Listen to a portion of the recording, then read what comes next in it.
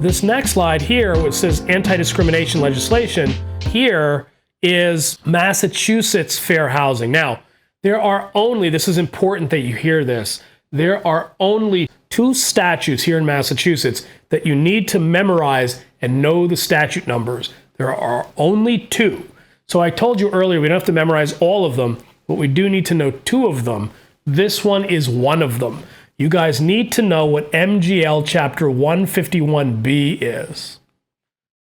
You need to memorize that. Chapter 150, what is MGL? MGL stands for Massachusetts General Law.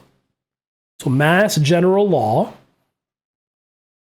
Chapter 151B. So just think of a big old file cabinet, a room full of files and a room full of file cabinets, and go to the file cabinet number 151 under the Massachusetts Rule Book. Go to the B tab and you'll find the anti-discrimination laws here, fair housing.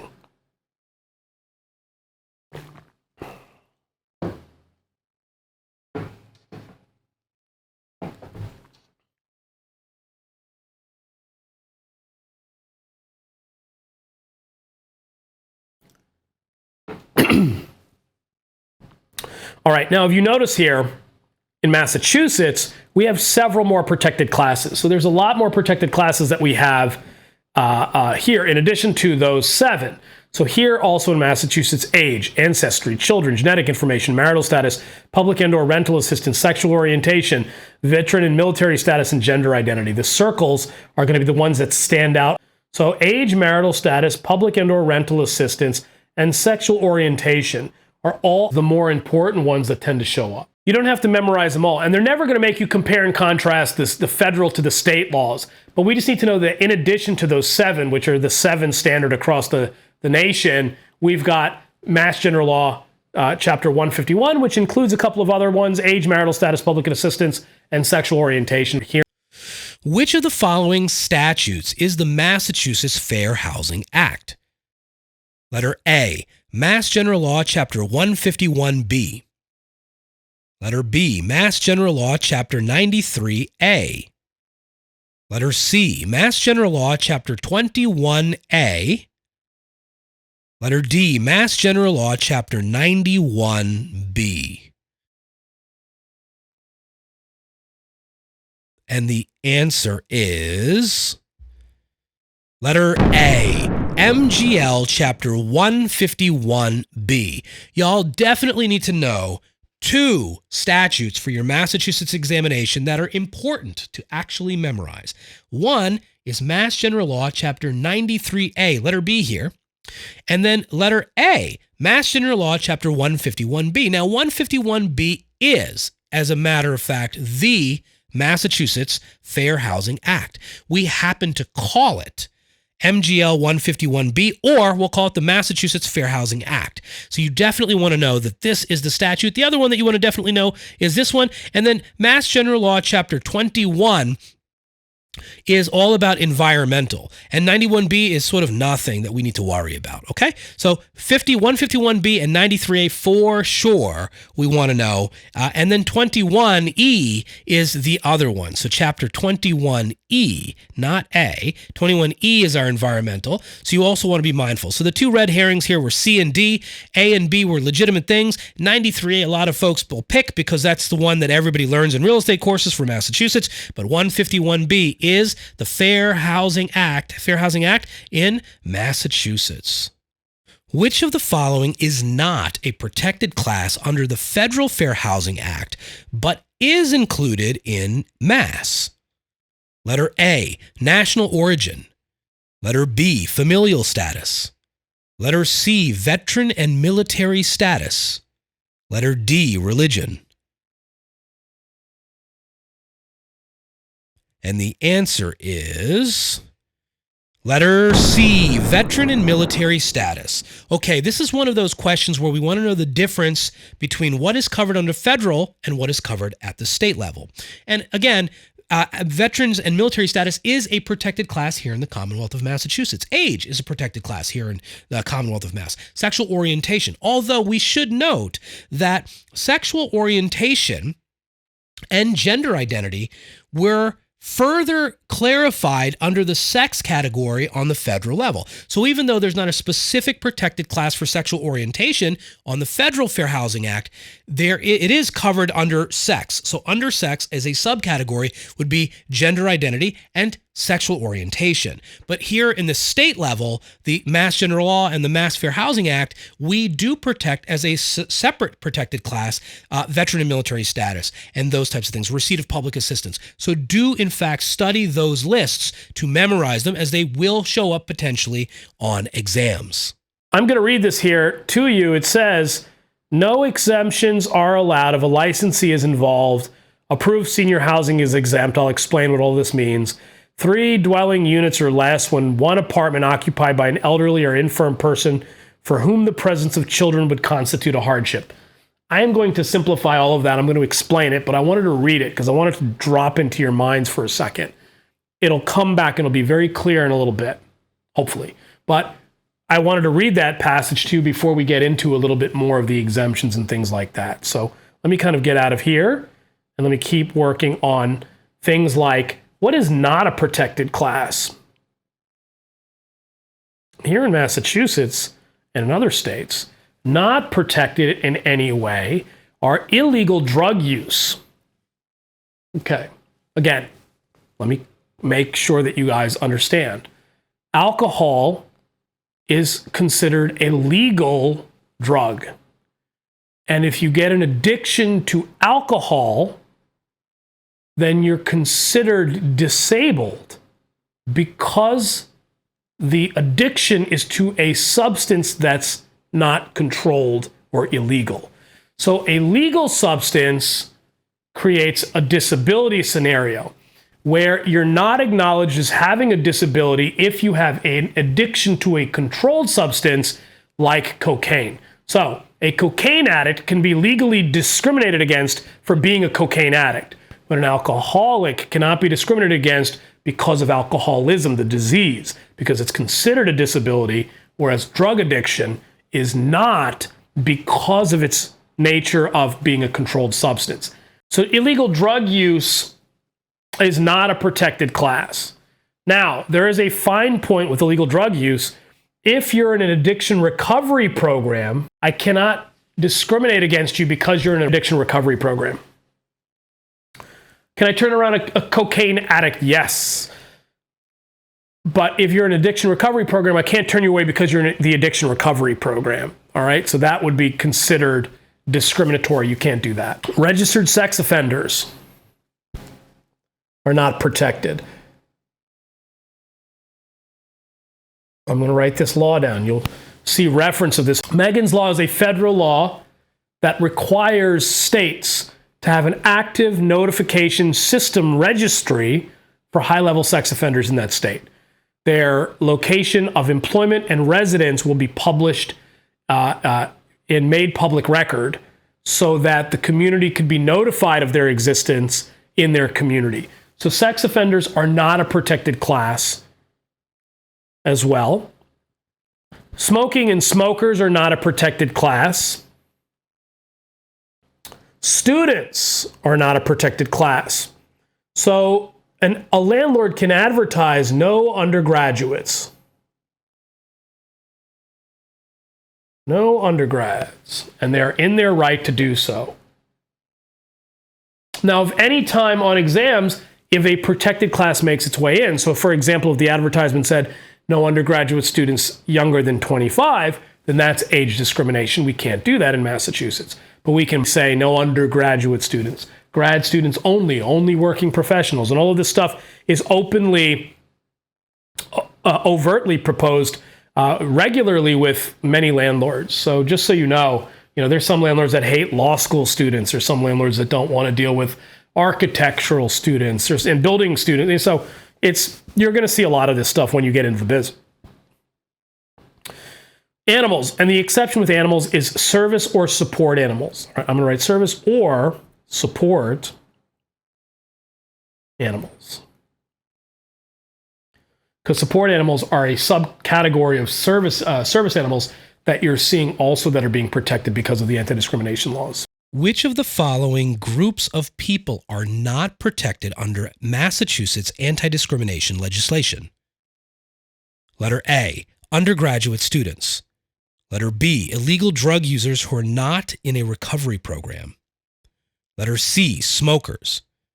Letter D, all of the above.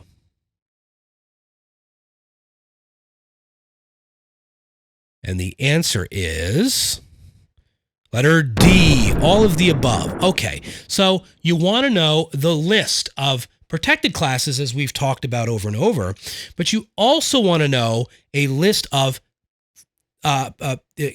sort of individuals that are not protected in any way under any of these federal or state fair housing laws.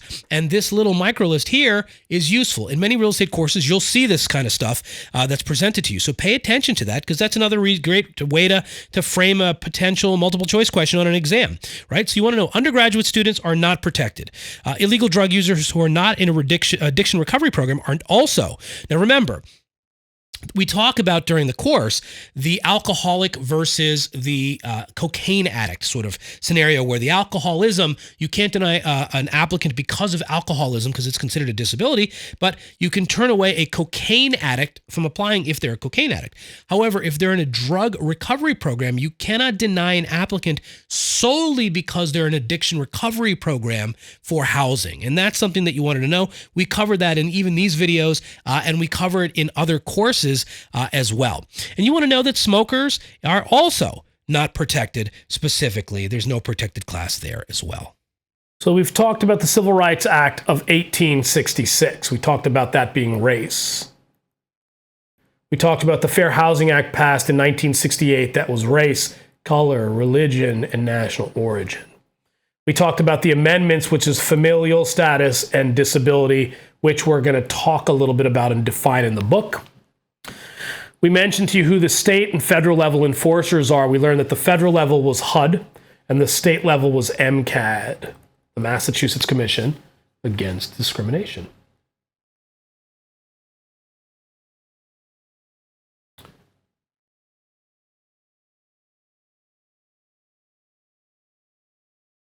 So the two laws that have to be memorized, so Tim, basically taking a step back, the items that really have to be memorized are the similarities and the dissimilarities between the Fair Housing Act and the Equal Credit Opportunity Act. On the federal level, we want to look at the sort of the duality between the two of those. So you want to say, okay, federal Fair Housing and federal Equal Credit Opportunity Act, race, color, religion, national origin, sex, same. For Equal Credit Opportunity Act on the federal level, marital status, age, and public assistance recipiency. For fair housing, familial status, and disability. So we just want to that's the differences you want to know. And the similarities you want to know. Those between those two laws are the two main ones that you tend to see crop up. All right, so let's go into the book and do a couple of bits of reading. With prohibited actions, the only one we so far went over was redlining. We have to talk still about two big ones. One is called blockbusting.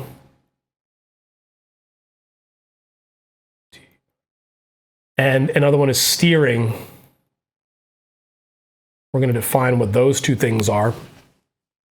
And then we'll wrap it with exemptions, or when it's okay to be discriminatory and under what conditions. All right. Let's do this. Let us jump into our books. So if you guys would, meet me in Vital Source. In your books, we're going to be going to Unit 18. We're going to be talking about fair housing. So kind of follow along with me and meet me in the books.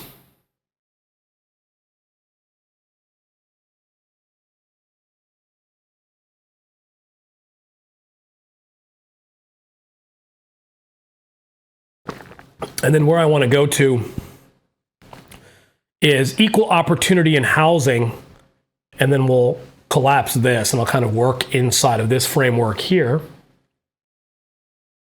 And I will look to highlight a couple of things in this section. I encourage you, obviously, to do them yourselves if you can. It'll just help you with internalizing this stuff. All right, so 1866. The Civil Rights Act of 1866 barred race discrimination. All right, so race discrimination was added there.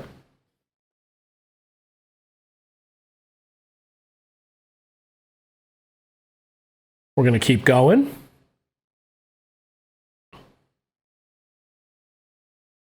The Civil Rights Act of 1866 applies only to racial discrimination.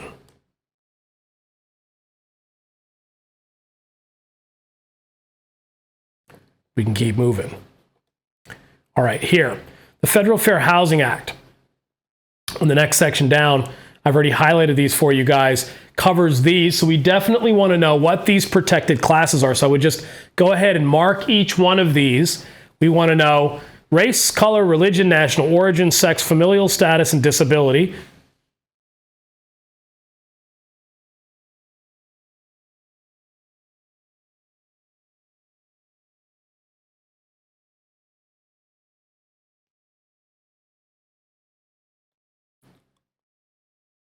All right, so we got that. The Federal Fair Housing Act prohibits discrimination against individuals because of their association with persons in the protected class as well. So not only those specific people, but people that are in association with those persons are also protected.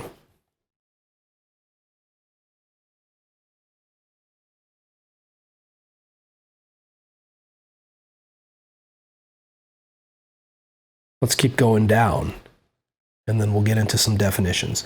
The first definition that I want to cover is what is a dwelling. All right, so what is a dwelling? I'm just going to do a little bit of reading here under these definitions. The regulations define a dwelling as any building or part of a building designed for the occupancy as a residence by one or more families. This includes a single-family house, a condominium/cooperative, and manufactured housing or other factory-built housing. I want you to highlight as well as vacant land on which any of these structures will be built. So included in this classification here is vacant land. So I want you to also know that vacant land is also included in these. Now, condominiums and cooperatives, I want to basically give you an understanding of what a condo is and what a cooperative is. We're going to get to them in a different chapter, but let's just address them while we're here. I'm just going to pop this open really quickly and just go over to a clean space on our board and just talk about them. Condos versus co-op.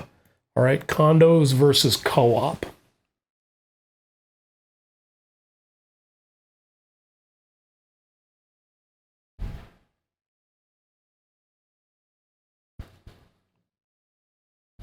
So the condominium, if we were to look at it visually, and look at a co-op, again, just visually, I'll draw an apartment building here, an apartment building here. Each of these have 3 units. The big difference between the two, well, where are they similar? The similarities are, as we started to grow as a country, our values started to go up, but our income levels started to, go like this, and the home value started to do this. So like we got into this sticky situation where our home values went up very significantly, but our income values didn't go up as significantly to be able to sustain that kind of valuation. So then, the brownstone became less and less accessible to buy the entire building versus buying a piece of the building.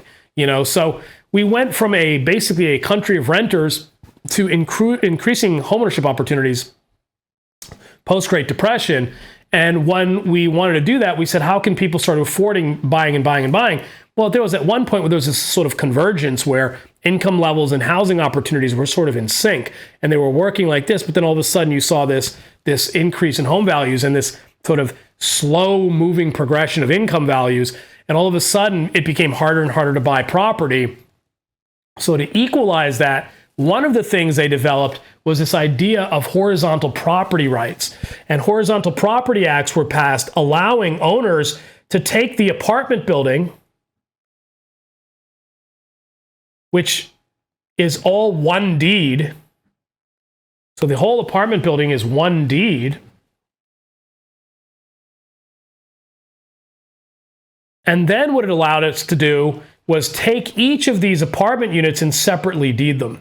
So what is a condo? A condo is separately deeded parcels of real estate, allowed to be that way because of law, because of statute. These condominium acts allowed an owner to take apart the apartment building and sell off each individual unit to owners, so therefore allowing for more ownership opportunities. So being able to break these buildings up a little bit and sell off each individual unit as a condo became very desirable, especially in areas where home values were just going through the roof.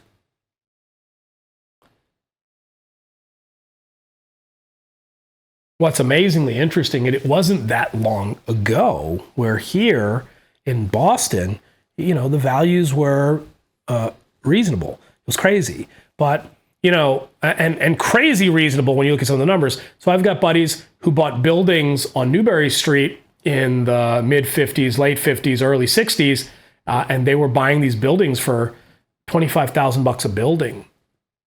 You couldn't sell them. Nobody wanted them.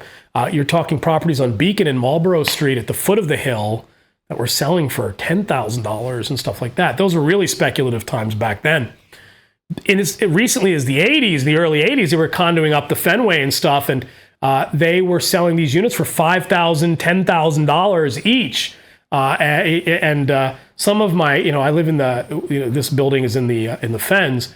Some of the people that live around us, or some of the old Bostonians, and we talk to them occasionally, when we're outside, and, some of the stories that you hear, I got my unit for $5,000 and this and that.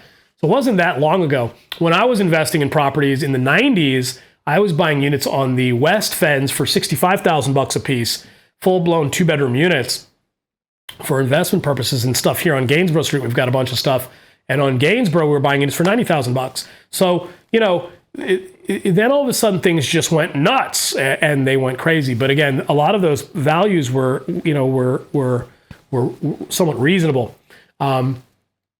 You could buy a whole city block in parts of the South End, a whole block, 4 buildings for about $800,000. I still have the listing sheet. We bought something and we moved it over to another thing. The whole thing, 4 buildings, 4 retail storefronts, 16 residential apartments for $800,000. All right. So, the values were crazy and nutty. The cooperative, the difference between a condo and a co-op is in a cooperative, we still have one deed. But what we have is each individual unit. If we take this deed and we give it to a corporation, and if the corporation issues shares of stock, can we issue shares of stock that are commensurate with sort of the interior living square footage of this unit?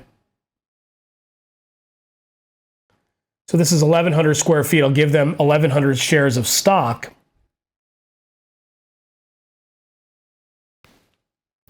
And then allow this shareholder to have a long-term lease.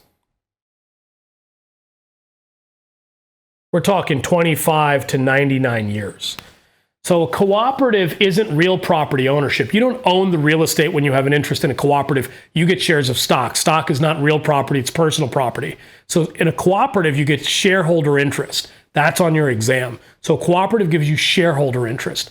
And a condo gives you a deed. So you get deeded interest in a parcel of a property in a larger shell. So there's a difference, but both of them are similar because they both allow for these horizontal property laws to take full root so that people can buy and access more and more homeownership opportunities in areas where the price values are pretty high.